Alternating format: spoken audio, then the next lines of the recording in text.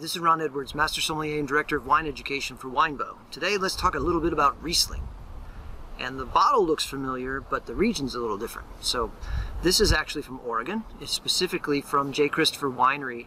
And all of the wine in this bottle was sourced from a 41-year-old vineyard in the Medici vineyard. So 48 one-year-old vines inside Medici vineyard, which they also source for a Pinot Noir. They contract growing this vineyard. And the uniqueness about this wine is Ernie Lozen himself takes charge over the process, transferring the methodology that he uses to make his Grosses Gewächs wines in the Mosel, which are his very best pieces of property. And the method is using old 3,000 liter neutral oak barrels and leaving the wine on its lees for an extended period of time, a year, to let the wine become something more and absorb extra flavors and settle into itself. It's a really brilliant winemaking method, and it's an old winemaking method. It's the way wine was made by his grandparents, and it has really shown tremendous results in Germany, and we're going to see how it turned out here today. This is the 2017 Appassionata GG Riesling from J. Christopher. So the nose is about tart apricot, kaffir lime, green apple, the flesh of a pear. There's a little twinge of what I would call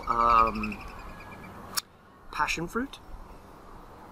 There's this beautiful yeasty aroma profile from that extended lees aging. Adds a little bit of a prickle of a spice, like a really, really subtle white pepper. There's a green herb in here too, something along the line, subtle, like chervil or that sort of light green leafy herb. It's really pretty and really complicated. So let's taste it and see how it goes. So the tartness of the wine is just perfect for Riesling. It's racy without being abrupt. It's really all those fruits are coming through. It's got a really great texture on the palate because it's both cleansing and coating at the same time. The lees aging really comes through in a sort of a creaminess that touches the gums and the tongue. And then the tartness of the wine just washes it all away. It's a really great combination. So lime is there for sure. The tart apricot, the passion fruit, pineapple core is in there. The green apple is definitely coming through.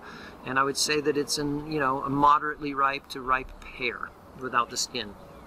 There is a little bit of a sort of a gunflint, smoky aroma, note in the palate, and the finish is sort of cyclical. It goes through those fruits and then comes back to that leesy, creamy, and then ends with the fruit again. The wine is dry, by the way. I didn't mention that earlier, so if you're thinking that Riesling always has to have some residual sugar, this one definitely doesn't, and it just screams fresh and vibrant, and please have me on the table with spring meals. So whether you like Riesling or not, or haven't decided if you like all styles of Riesling, because maybe you haven't had dry Riesling from the US, or maybe you haven't had one that you think lives up to the billing, this one definitely does. This one is very clearly Riesling, very clearly not European Riesling, but in a very distinctive way. So I think the basalt soils of Chehalem Mountains and that sort of volcanic origin that it is are really relating nicely here. There's a spice to the wine that's sort of associated with volcanic soils and Riesling, and I think you're going to like this wine. If you like Sauvignon Blanc, if you like Albarino, you'll love this wine.